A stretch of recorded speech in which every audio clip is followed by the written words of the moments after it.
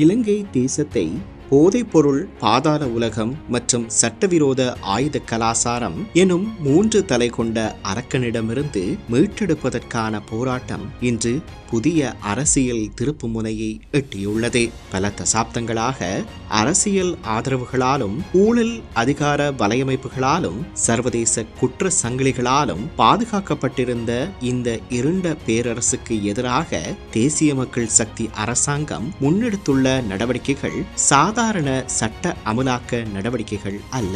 அவை தேசத்தின் சமூக ஆன்மாவை மீட்டெடுக்கும் அரசியல் மறுமலர்ச்சியாகும்.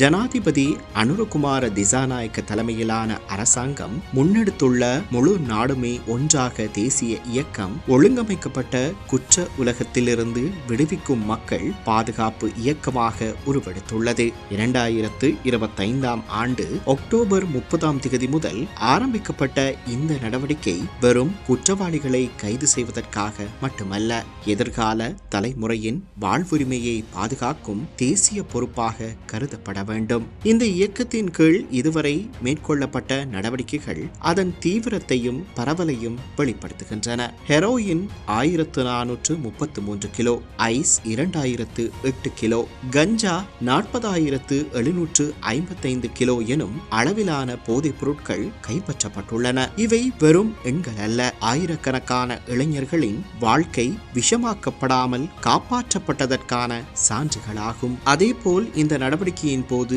5122 ஆண் பிள்ளைகளும் மற்றும் 128 பெண் பிள்ளைகளும் போதைப் பொருள் மற்றும் குற்றவியல் சூழலிலிருந்து மீட்கப்பட்டுள்ளனர் என்பது மிக முக்கியமான மனிதாபிமான அம்சமாகும். ஒரு தேசத்தின் எதிர்காலம் அதன் குழந்தைகளிலும் இளைஞர்களிலும் இருக்கின்றது. அந்த எதிர்காலத்தை அளிக்கும் சக்திகளுக்கு எதிராக அரசு எடுத்துள்ள இந்த நிலைப்பாடு சமூக நீதி சார்ந்த அரசியலின் வெளிப்பாடாகவே பார்க்கப்பட வேண்டும். மறுபுறம் பாதாள உலக குழுக்கள் போதைப்பொருள் வியாபாரிகள் மற்றும் ஆயுத குற்றவாளிகளுக்கு எதிராகவும் கடுமையான நடவடிக்கைகள் முன்னெடுக்கப்பட்டுள்ளன. T56 துப்பாக்கிகள் 83, கை துப்பாக்கிகள் 118, சுழல் துப்பாக்கிகள் 75 என மொத்தமாக பெருமளவிலான ஆயுதங்கள் கைப்பற்றப்பட்டுள்ளமை நாட்டின் பாதுகாப்பு அமைப்புகள் எவ்வளவு தீவிரமாக உள்நாட்டு அச்சுறுத்தல்களை எதிர்கொண்டு வந்தன என்பதை காட்டுகின்றது.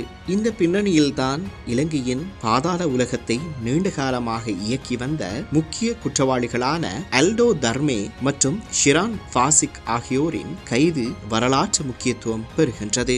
துபாயில் வைத்து மேற்கொள்ளப்பட்ட இந்த கைது நடவடிக்கைகள் சர்வதேச குற்ற வலையமைப்புகளுக்கும் அவற்றை அரசியல் மற்றும் பணபலத்தின் மூலம் பாதுகாக்க நினைப்போருக்கும் எதிராக இலங்கை விடுத்துள்ள தெளிவான எச்சரிக்கையாகும். வெளிநாடுகளில் சொகுசு வாழ்க்கை வாழ்ந்த இந்த குற்ற பேரரசுகளின் பின்னால் இலங்கையின் ஏழை குடும்பங்களின் கண்ணீரும் இளைஞர்களின் அழிந்த எதிர்காலங்களும் சமூக சீரழிவும் மறைந்திருந்தன.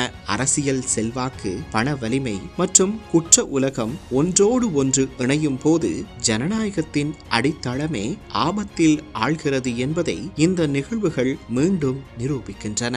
ஆனால் இன்று அந்த அச்சத்தின் அரசியலுக்கு எதிராக சட்டத்தின் மேலாதிக்கம் என்ற புதிய அரசியல் மொழி உருவாக தொடங்கியுள்ளது. குற்றவாளிகள் எவராக இருந்தாலும் அவர்கள் எந்த அரசியல் பின்னணியோ சமூக அந்தஸ்தோ பண பலமோ கொண்டவர்களாக இருந்தாலும் சட்டத்தின் முன் நிறுத்தப்படுவார்கள் என்ற உறுதியை இந்த அரசாங்கம் வெளிப்படுத்தியுள்ளது. இது வெறும் பாதுகாப்பு நடவடிக்கை அல்ல, சமூகத்தை மீண்டும் மனிதநேயத்தின் பாதைக்கு அழைத்து செல்லும் ஒரு அரசியல் மற்றும் நெறி பண்பாட்டு போராட்டமாகும். ஒரு குழந்தை போதைப் பொருளிலிருந்து மீட்கப்படும் ஒவ்வொரு தருணமும், ஒரு தாய் மீண்டும் நிம்மதியாக உறங்கும் ஒவ்வொரு இரவும், ஒரு குடும்பம் மீண்டும் நம்பிக்கையை அடையும் ஒவ்வொரு நாளும் இந்த போராட்டத்தின் உண்மையான வெற்றியாகும். இதனை திருவள்ளுவர் மிக ஆழமாக எடுத்துரைக்கின்றார். குடிபுறங்காத்தோம்பின் குற்றம் கடிதல் வடுவன்று வேந்தன் தொழில். மக்களை பாதுகாத்து குற்றங்களை ஒழித்து சமூகத்தை தீமையிலிருந்து காப்பது அரசனின் உயர்ந்த கடமையாகும்.